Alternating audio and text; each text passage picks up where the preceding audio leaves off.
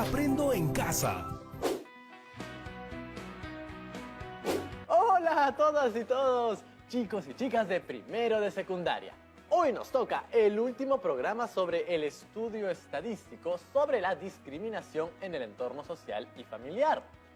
Han sido 2 semanas en las que nos hemos servido de estas actividades para entender mejor un tema importante para el país, la discriminación. Tan importante que le dedica 100 horas al día para debatir en Facebook. No tengo los datos antiguos, pero estoy seguro que conforme han pasado los años hemos ido mejorando, ¿verdad? Conforme hemos ido avanzando en el tiempo, hemos ido acercándonos a una situación de equidad. Por eso, en la encuesta que hemos estado trabajando desde la semana pasada, eran 20 de 30 los que afirmaban haber sido discriminados. Quizás 100 años atrás hubiesen sido 25 de 30. O quizás 30 de 30. Sí, pero 20 de 30 sigue siendo mucho. Podría ser, como hemos visto, el 67% de la población. Creo que tus detractores tienen buenos argumentos. Sí, pues por eso debo ser más específico y analizar mejor estos datos para encontrar puntos clave y a partir de allí proponer algo positivo, generar reflexión y concientizar a la población. Una política pública, como habíamos quedado. Llama a la profesora para que nos ilumine. Buenas tardes, profesora Gisela, bienvenida al programa. Buenas tardes, Rodrigo. Buenas tardes, chicas y chicos que están en casa. ¿Cómo va esa lucha contra la discriminación? Justo hoy estuve toda la mañana otra vez debatiendo en redes sociales y les mostré la información sobre la discriminación en los gráficos de barra y los gráficos circulares. Pero con ello me imagino que nadie pudo negar que la discriminación existe. Ahora me dicen que es un problema tan grande y complejo que no se puede resolver. Bueno, chicas y chicos, en varios temas de la vida se van a dar cuenta que hay todo tipo de posiciones. Lo importante es escuchar y entender todas y a través del diálogo buscar las soluciones. Pero creo que me falta analizar mejor la situación para poder realizar acciones más concretas. El tema es muy amplio. Precisamente, una buena manera de analizar el comportamiento de los datos de una muestra es a través de las medidas de tendencia central. ¿Las medidas de qué? Las medidas de tendencia central son medidas que nos sirven para resumir en un solo valor las características importantes de un conjunto de valores. ¿Se refiere a resumir todos los valores en uno solo? Por ejemplo, ante un problema específico, como las notas de los estudiantes de un salón de clases en el curso de matemáticas, podemos determinar la medida de tendencia central más representativa para saber cómo está el salón en general con ese curso. Algo así como sacar la nota promedio del salón para ver cómo va la clase en conjunto. Así es. Es muy útil y, como dices, una de las medidas es sacar el promedio, pero hay otras medidas. El mundo de la estadística tiene un montón de herramientas para analizar y esclarecer distintas realidades. Creo que el tema de las medidas de tendencia central ya lo hemos visto antes, ¿no recuerdas? Este tema es importante y con él cerramos una semana de muchos aprendizajes, porque a partir de representaciones numéricas, tablas de frecuencias y gráficos estadísticos podemos determinar las medidas de tendencia central. O sea que todo lo que hemos estado aprendiendo en estas 2 semanas nos lleva a este punto. Es necesario que repasemos algunos puntos de los programas anteriores. ¿Me muestras las hojas de tus resultados? Claro que sí. Aquí en la primera hoja tengo la encuesta que elaboramos. Y aquí tengo las tablas de frecuencias donde organizamos todos los datos recogidos en las encuestas. Son 4 tablas de frecuencia. Como verán, una por cada pregunta.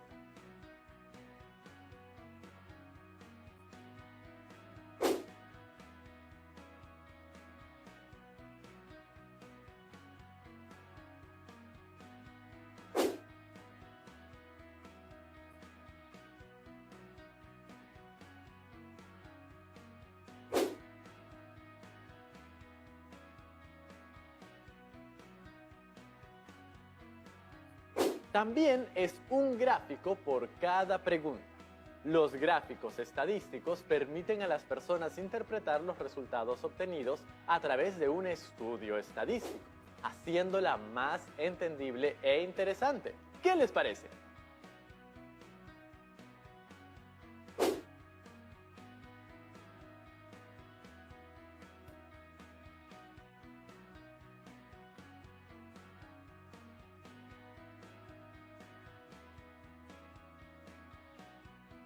Genial.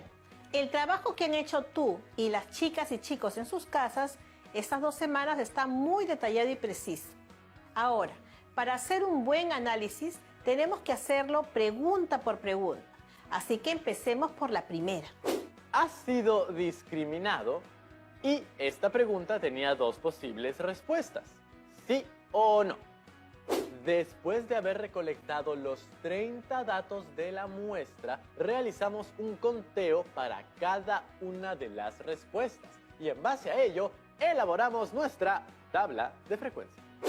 Ahí vimos que 20 personas marcaron sí, esa fue la respuesta más frecuente, y 10 personas que no habían sido discriminadas. Lo que podemos ver es que son más los que sí han sido discriminados que los que no. Por eso creo que deberíamos hablar de esa cantidad utilizando el porcentaje que representa. Y si mal no recuerdo, eso ya lo tienes calculado en la tabla de frecuencia y en el gráfico circular, ¿verdad? Si nos ubicamos en la columna de porcentaje y luego nos ubicamos en la fila que hace referencia al sí fue discriminado, notaremos que del total de personas encuestadas, el 67% marcó que había sido discriminada. 67%. Eso suena más impactante que decir solo 20 de 30.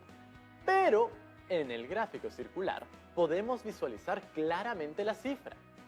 Y ahora podrías empezar tu análisis diciendo que el 67% de personas encuestadas afirman haber sufrido discriminación. Hace un momento mencionaste que la respuesta sí ha sido discriminado fue la que se dio con mayor frecuencia. Pues ya para determinar el comportamiento de los datos estás utilizando una de las medidas de tendencia central. ¿Cuáles son esas medidas, profesora Gisela? Son 3: media, mediana y moda. Pero vayamos en orden. Primero explicaremos lo que es la media. La media también es conocida como promedio o media aritmética. Es el valor promedio de un conjunto de datos y se representa por X con una rayita encima. Entonces, la media o promedio es el valor que se obtiene al sumar el conjunto de todos los valores y dividirlos por el número de datos. Aquí está la fórmula. A ver, X con rayitas sobre ella igual a X sub 1 más X sub 2 más X sub 3 y así hasta más X sub n. Toda esa suma entre n. Claro, es la sumatoria de todos los valores entre el número de datos. Fácil, ¿verdad? Hay que tener presente que la media o promedio solo puede ser aplicado a variables cuantitativas. Claro, hay variables cuantitativas, aquellas que toman valores numéricos, y variables cualitativas, las que describen las cualidades. Las recordamos, ¿no? Muy bien, la media O promedio representa entonces una especie de centro de gravedad del conjunto de valores y es una medida de tendencia central poco robusta. Por ejemplo, si en una muestra introducimos un nuevo dato con un valor mucho mayor que el resto, la media aumenta apreciablemente. Ahora nos toca hablar de la mediana, que se denota por ME. Es el número que separa a la serie de datos ordenados en forma creciente o decreciente, en 2 partes de igual número de datos. Es decir, la mediana divide en 2 partes iguales la distribución de frecuencias. Se define con los datos ordenados de menor a mayor. El 50% de los datos son inferiores a su valor y el 50% de los datos tiene valores superiores. A ver. Es decir que la mediana son los valores que se encuentran justo al medio del conjunto de datos, cuando se ordena de menor a mayor. La mediana es valor central de un conjunto de datos ordenados y solo lo podemos aplicar para variables cuantitativas. Ahora veamos nuestra última medida de tendencia central. La moda MO de una muestra se define como aquel valor de la variable que tiene una frecuencia máxima. En otras palabras, es el valor que más se repite. Ojo, que puede suceder que la moda no sea única, es decir, que aparezcan varios máximos en la distribución de frecuencias. O sea que aparte de que Rodrigo esté de moda, ¿hay otro conductor de Aprendo en Casa que puede estar de moda? O dos, o tres, o más. En ese caso, diremos que tenemos una distribución bimodal, trimodal, etc. También hay que considerar que evidentemente en el caso de una variable cuantitativa discreta que no tiene valores repetidos, la moda no puede existir. Cuando sí existen valores repetidos, su cálculo es directo, ya que pueden leerse directamente de la tabla de distribución de frecuencias. ¡Claro! Mirando la tabla nomás, uno se da cuenta qué valor es el que más se repite con mayor frecuencia. Y una diferencia muy importante a comparación de las otras medidas de tendencia central es que la moda la vamos a utilizar para variables cuantitativas y para variables cualitativas. La moda es una medida que me puede ayudar a visualizar cuáles son los problemas más urgentes en el tema de la discriminación, porque la moda me va a decir cuál es la tendencia de mis encuestados. Entonces vamos a aplicarle moda a nuestra encuesta. Pero hagámoslo después de la pausa. Y no se vayan porque ya regresamos.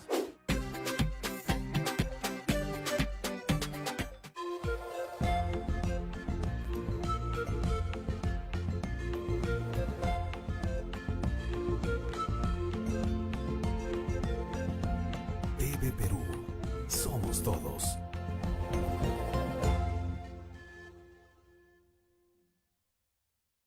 Las lenguas originarias son la expresión de una identidad colectiva. Y es nuestro objetivo compartirlas con todo el Perú. Por eso, el IRTP, a través de Canal IP, presenta Series en quechua, En Ashaninka. y Aymara. estilos llenos de aprendizaje. Y muchas aventuras por descubrir. Pronto, por Canal IP y TV Perú. A 1 hora y media de Ica, encontraremos Samaca, el primer valle orgánico del Perú, donde los habitantes viven en armonía con la tierra que los alimenta. Ecomuseo Samaca, encanto de culturas. Paisaje, cultura y medio ambiente. Museos Puertas Abiertas, este sábado a las 5:30 de la tarde, por TV Perú, Primero Mi Salud. Estamos viendo Aprendo en Casa, secundaria.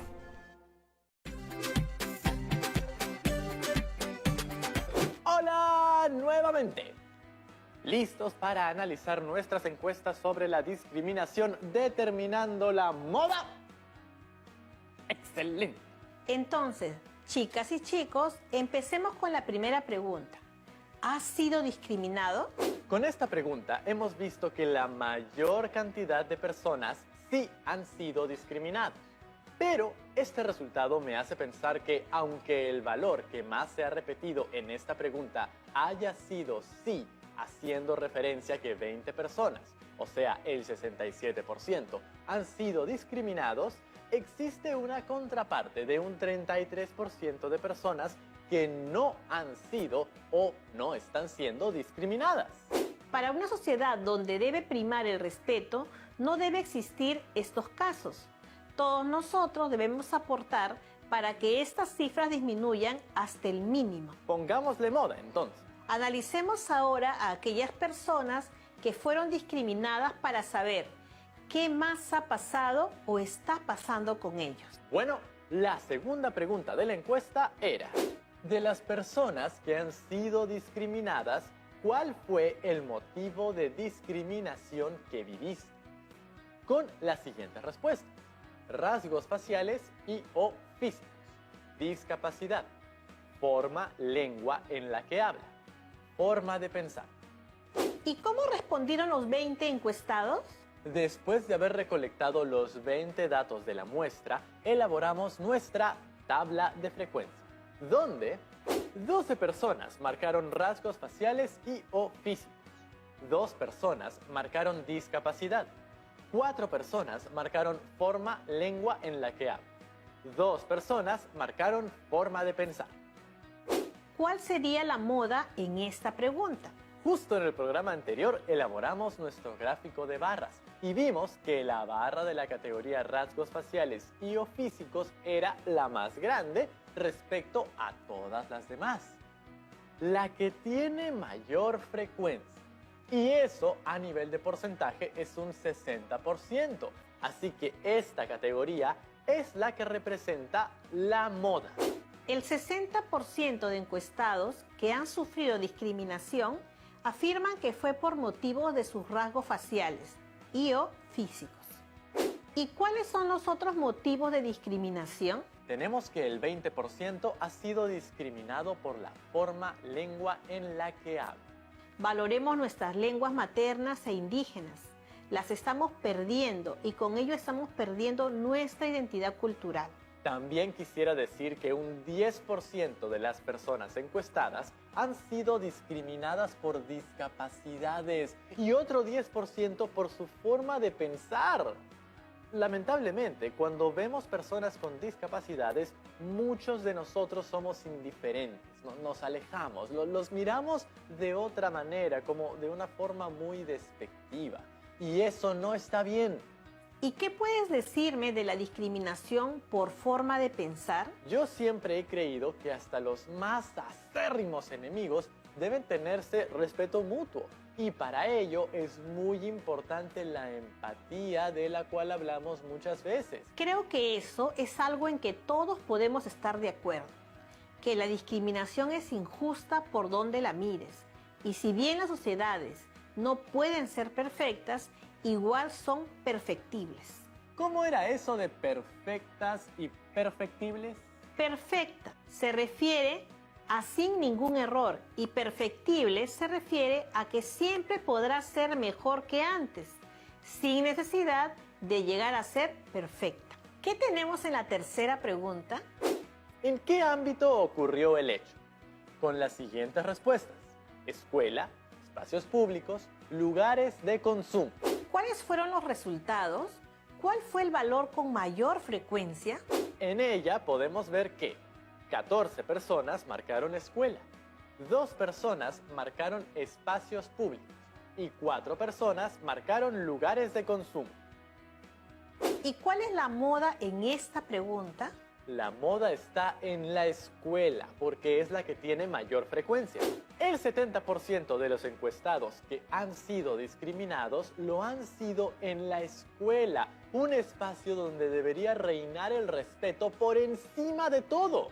Aunque ahora que todavía no vamos físicamente a la escuela, me pregunto, ¿cómo se estará dando la discriminación en la escuela? ¿En un entorno virtual? ¿Nuestros datos variarán?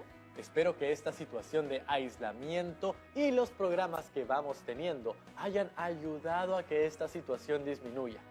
Y siguiendo con el análisis, tenemos que un 10% ha sufrido discriminación en espacios públicos y un 20% en lugares de consumo. Un gran respaldo a esta información fueron las denuncias que se han estado haciendo públicas antes y durante la cuarentena que hemos vivido. Y ahora, para terminar, vayamos a la última pregunta. Independientemente de que si fueron discriminados o no, esta pregunta iba a los 30 encuestados y decía: ¿sus amigos o familiares han discriminado a alguien? Las respuestas podían ser sí o no. ¿Cómo nos fue en la recolección de datos de los 30 encuestados con esa pregunta? 17 personas marcaron sí y 13 personas que no habían discriminado a alguien. ¿Cuál es el dato que más veces se repite? La moda fue sí. En el programa anterior, con estos datos, elaboramos nuestros gráficos y evidenciamos que la categoría sí era la de mayor frecuencia respecto a no. Y a nivel de porcentaje, estamos hablando de un 57% del total, más de la mitad. Se valora mucho la sinceridad. No es fácil reconocer los errores. Organicemos la información clave que hemos podido encontrar en nuestro estudio estadístico. Creo que tendríamos que adjuntar sí o sí la siguiente información. 67% de las personas encuestadas han sido discriminadas, de las cuales 60% es por rasgos faciales y o físicos. 20% es por forma, lengua en la que hablan. 10% por discapacidad y 10% por forma de pensar, originándose estos casos en un 70% en las escuelas, 10% en espacios públicos como calles o el barrio, etc. 20% en lugares de consumo como mercados, centros comerciales, etc. ¡Qué preciso! ¡Gran trabajo! ¿Y cómo presentarías la información final? ¿Qué le parece así? Es una presentación muy clara. Sí, ahora todas mis ideas con respecto a la discriminación están mucho más claras y puntuales. El primer problema en el que me voy a enfocar es la discriminación que se da en la escuela y por temas de aspecto físico. Pienso aprovechar este programa que me permite interactuar con las chicas y chicos de primero de secundaria. ¿Crees que haya dudas entre las chicas y chicos? Veamos. Ronda de preguntas.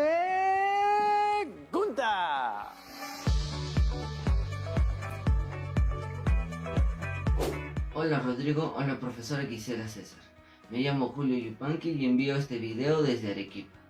Me ha gustado mucho este programa sobre el tema de la discriminación. Me parece muy importante luchar contra ella. Pero me quedaron dudas con respecto a otras medidas de tendencia central. ¿Me podrían dar un ejemplo de cómo se saca la media o promedio y la mediana? Tienes razón. Como nos enfocamos en la moda, no desarrollamos mucho las otras medidas. A ver, veamos un ejemplo que tenga variables cuantitativas. Entonces, digamos que se realizó una encuesta para saber la cantidad de horas diarias que dedican a estudiar en sus casas los estudiantes de primero de secundaria. Y obtuvimos los siguientes datos. Para calcular la media o promedio, sumaremos las horas de estudio de cada uno de los estudiantes y luego lo dividiremos por la cantidad de estudiantes. Entonces, calculamos la suma total de las horas de todos los estudiantes y resulta 35. A este resultado lo dividimos por la cantidad total de estudiantes, que es 10, y el resultado final es 3,5 horas, es decir, 3 horas y media o 3 horas y 30 minutos. Ese es el promedio que un estudiante dedica al estudio en su casa. Muy bien, ahora calculemos la mediana. Recuerden que la mediana es el valor central que divide un conjunto de datos ordenados en la mitad. Primero tenemos que ordenar los valores de menor a mayor. Luego de ordenarlos, verificamos si el número de valores es par o impar. Como vemos, tenemos 10 valores, es decir, una cantidad par. Por consiguiente, trabajaremos con los valores centrales, 3 y 4, que están en la posición 5 y 6. A estos valores le sacamos el promedio, siendo el resultado final 3,5. Y coincidentemente, el promedio y la mediana son iguales. Sí, pero como tú dices, es pura coincidencia. Puede que en otra encuesta y con otros datos salgan diferentes. Ahora sí, han quedado clarísimas. Muchísimas gracias, profesora Gisela César. Chao, chao. Luego de 2 semanas y 4 programas, hemos podido analizar a fondo el problema de la discriminación gracias a las estadísticas que obtenemos con una encuesta. Ha sido un proceso muy intenso e importante porque creo que tanto ustedes como yo sentimos la necesidad de que estas situaciones en nuestro país cambien de una vez por todas. Y aunque el problema se vea como un monstruo grande que pisa fuerte, la mejor opción es no serle indiferente. Creo que hoy día hemos encontrado puntos clave para realizar acciones concretas contra la discriminación. Si bien el problema abarca a todo el país, si iniciamos un cambio desde nosotros mismos vamos a hacer mucho. Todo empieza en casa. Así que empecemos con nuestra manera de relacionarnos con nuestra familia y nuestras personas cercanas. Pensar bien las cosas antes de decir o hacer algo que pueda agredir al otro en referencia a su aspecto físico, porque a ti no te gustaría que te descalifiquen por eso, ¿verdad? No sería justo. Apliquemos la empatía en ese caso y respetemos a todo nuestro entorno estudiantil, compañeros, compañeras y profesores. Muchos apodos o chapas pueden ser muy graciosos, pero reflexionemos mucho antes de decirlas, porque estas pueden estar cargadas de agresividad y violencia. Hay formas más inteligentes de hacer comedia y divertirse que insultar y maltratar al otro. Es verdad, Rodrigo. Disculpa si alguna vez me he burlado de ti o te he discriminado. Lo siento. Tú sabes que en el fondo soy tu amigo. Si queremos que nuestro país deje de discriminar y ser agresivo, tenemos que dejar de discriminar y ser agresivos nosotros mismos. La lucha contra la discriminación empieza en ti. Valórate. Si tuviese brazos, te abrazaría. Ay, pero yo sí los tengo, así que ven para acá, tocino bueno. Ay, tocinito. Ya nos vemos en la próxima sesión. ¡Chao, chao! Oh, ¿quién quiere una vez?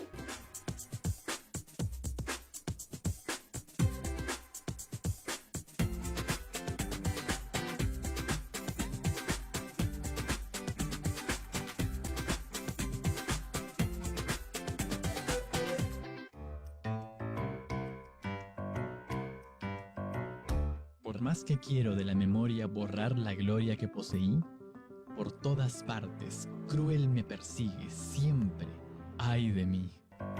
Su amor por las letras y la patria le dieron a Mariano Melgar la inspiración para escribir poemas que trascenderían en nuestra historia, convirtiéndose en el primero en aportar a la creación de una literatura propiamente peruana.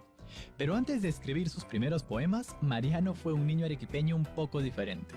De hecho, se le consideraba todo un prodigio.